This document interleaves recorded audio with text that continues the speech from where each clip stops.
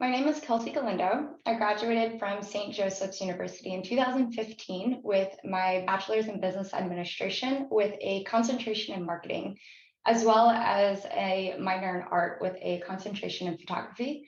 Today, I am a director in the Innovation Center of Excellence at Estee Lauder Companies located in New York City.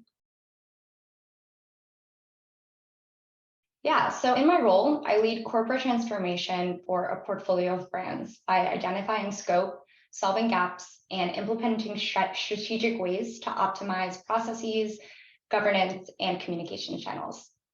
As a member of a corporate team, we're brand agnostic, so we don't report into any particular brand.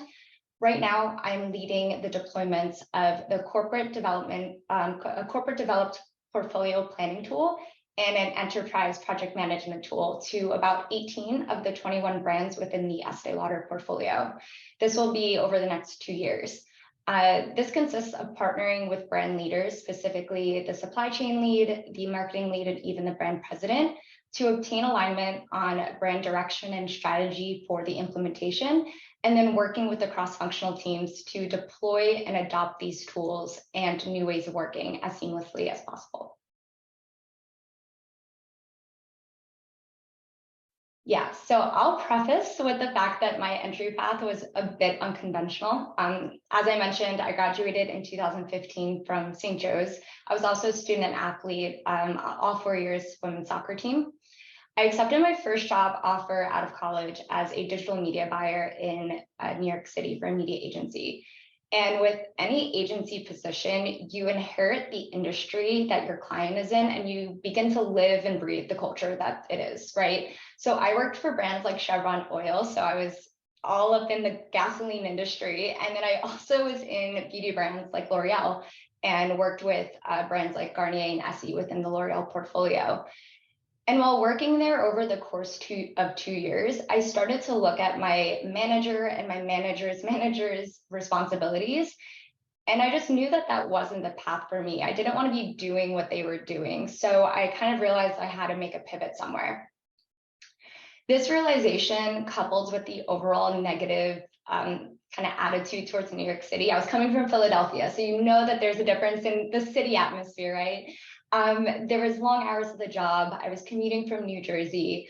I just wanted to get out, and it was just an overall feeling of negativity there. So I decided to pivot back to marketing, which is kind of what I envisioned I would be doing after I graduate.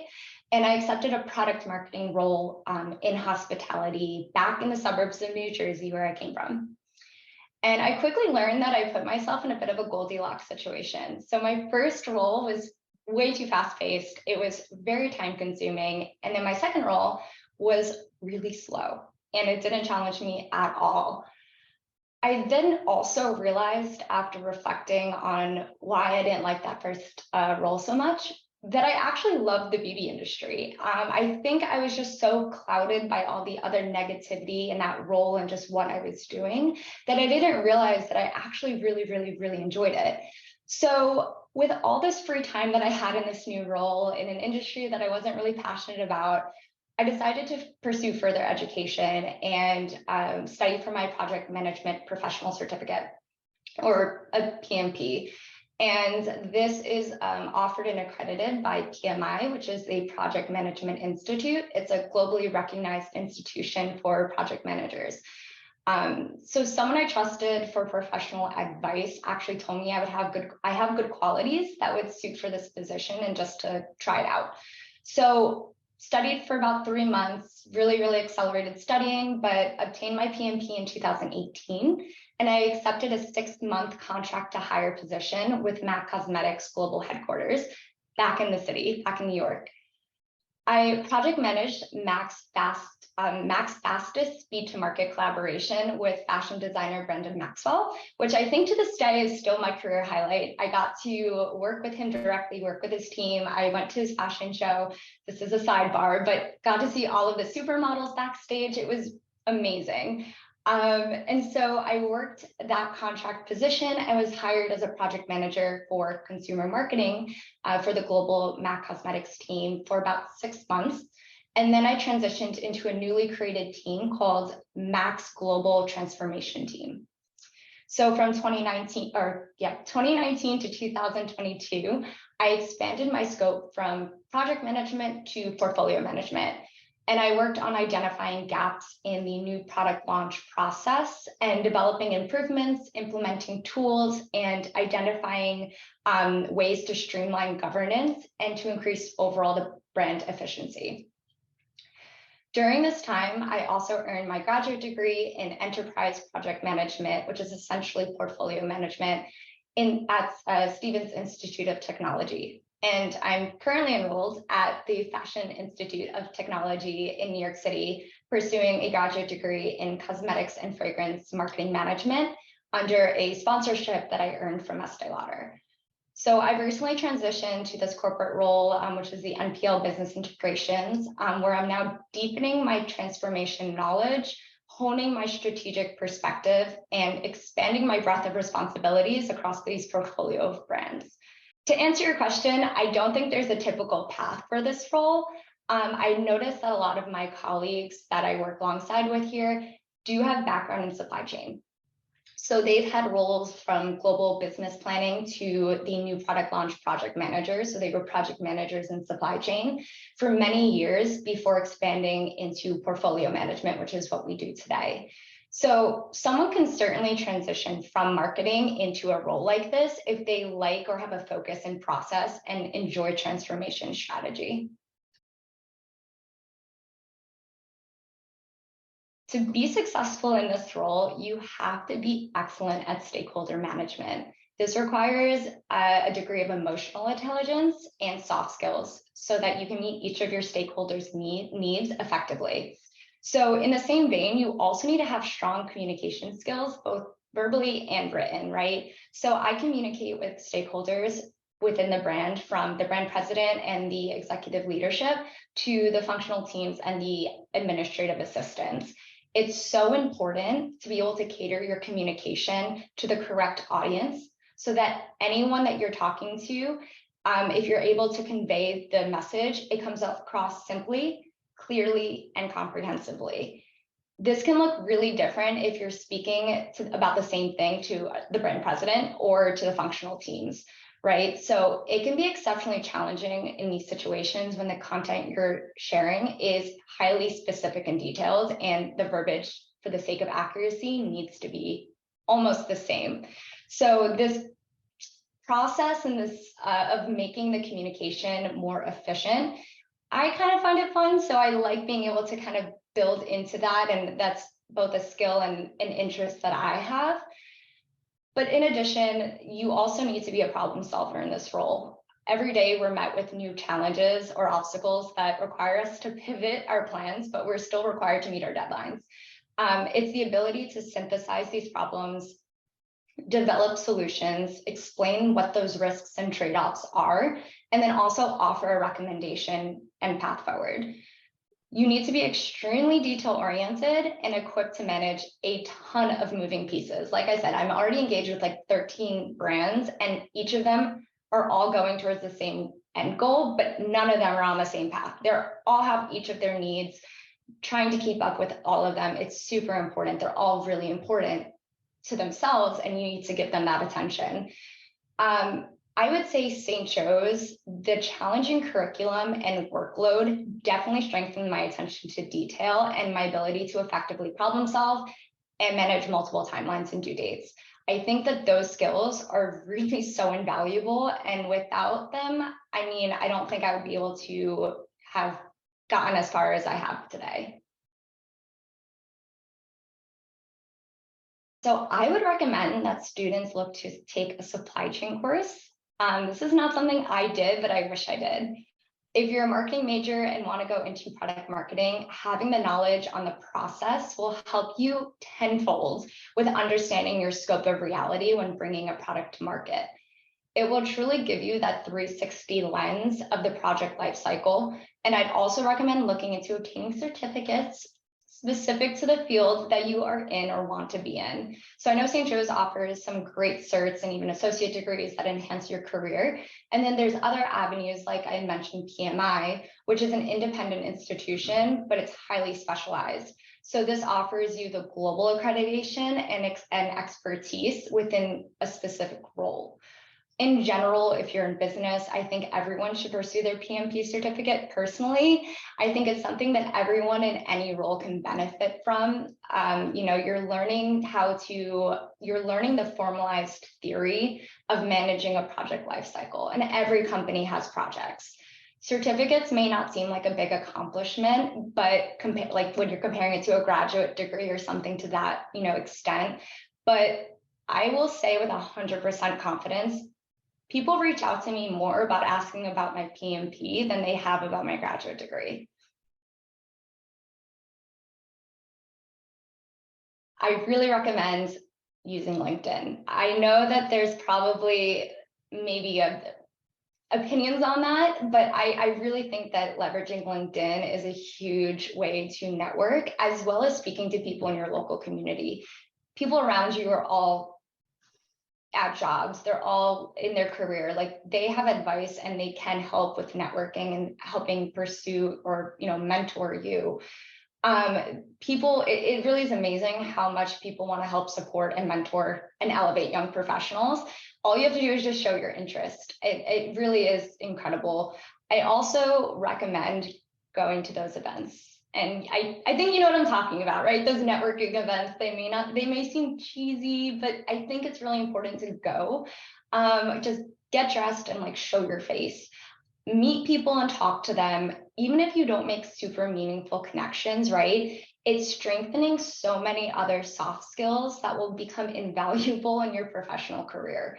The last piece of networking advice I have is to see if the company you have or you're joining has a mentorship program internally. So sometimes companies will offer this type of program, or they can set up a more senior person in the company with someone that's more junior, and they can both learn from one another, right? So it's, what are the Gen Z, community doing, or how are you approaching this problem? And then at the same time, you're learning from someone who has years and decades of experience within the field.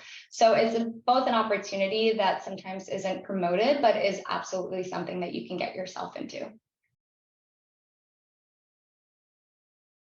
The biggest challenge I've experienced with getting into this field, so project management, portfolio management specifically, was explicitly the jump between marketing and project management. It was getting the opportunity to prove myself as a project manager, despite not having project manager in my resume. So during the application process, after I received my PMP, I had so many pre-interview screenings with HR where they shared that they were really impressed with my PMP certificate, but it was going to be really hard to sell me in for an interview with the hiring manager because I didn't have project manager in my position on my resume at all. Sure, I project managed a media campaign or product marketing initiatives, but it wasn't enough to get my foot in the door for an interview. So I was given my first opportunity at MAC Cosmetics by the Senior Vice President of Consumer Marketing at the time. Her name is Kelly Solomon. She hired me on the sole premise that I had my PMP certificate, which meant I was formally educated and trained in the theory of project management, and that I was a cultural fit for the brand. And that single chance that Kelly took on me for that contract position led to a full-time hire and completely changed the trajectory of my career. Diversity and inclusion in the workplace is really important to me because it allows the opportunity to have more than one dominant lens on a problem and solution. I love the phrase 1 + 1 = 3. And while that usually is in relation to a collaborative setting, I think the same holds true when you're involving different walks of life, backgrounds, cultures, and ultimately perspectives to address one common goal. Again, being at MAC Cosmetics for 4 years, I feel that that company really carried the D&I mission in everything they did. So from product development through execution, picking shade ranges, making sure that the color payoff was the same intensity across different shades of skin tones, to even the campaign shoots, making sure that there was representation in the different models, to even internally within the company, following up with their organizational promise of elevating and positioning underrepresented people for career growth opportunities. I think that they did just a fantastic job and just really elevated that meaning of what DNI is and should be. And I think more companies need to listen and lean into expanding the DNI positioning, because not only is it the right thing to do, right? But by elevating the voices of those that may not have had the opportunity to be heard before, the company is ultimately going to yield stronger and more holistic results to meet their business goals. So someone who is interested in project management should 100% become a member of PMI, the Project Management Institute, as well as their local chapter. And you can find their local chapter on the PMI website. These local chapters will hold monthly meetings where you can network with other project managers from various industries and experience levels. And even if you don't have a certification through PMI, you can still become a member. And it's an incredible way to stay up to date with industry best practices, being able to network, meet local professionals in your area. I'd also recommend purchasing the latest PMBOK guide, which is the project management guidebook. And this is the official documentation developed by PMI. And I believe you get the digital version actually for free if you become a member. So I think that that's a 2-for-1 there. And then another network that I would recommend if someone is especially and specifically interested in the beauty industry would be to join CEW. So CEW is the Cosmetics Executive Women, and it's a fantastic community to join. It's globally recognized. It's for both men and women in the cosmetics industry. There's over 10,000 people or members already in it, and it's over 30 countries with their headquarters in New York City.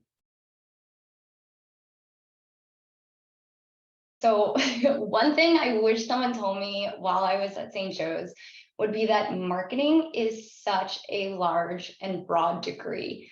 My understanding of marketing, and no shade to professors, just my understanding at the end when I graduated was that you could go into an upstream sector of the business like market research, you could go into a downstream sector like advertising, or you can go into something like consumer marketing, which was kind of somewhere in between, right? The reality is that you can find yourself virtually in any industry doing anything, from working in a creative agency, media agency, you're on client side, you can be a publication, you can be in production, you can be with advertising, technology, consulting. I mean, the list goes on with a marketing degree. You can do product marketing, you can do consumer marketing, you can do sales, business analytics, social media, commercialization, consumer insights. I mean, it truly goes on. And every industry, company, and then position can lead you down a totally different road of career and growth opportunity. So many of these as well may not be of any interest to you. So any experience after college is amazing. So take what you can get. But even if you know it's not what you want to do long term, it's so important that in the first few years after graduation, that you maintain like an internal feedback loop on the things that, spark your interest, or what makes you happy, what makes you unhappy, right? And what you like and dislike in your current role.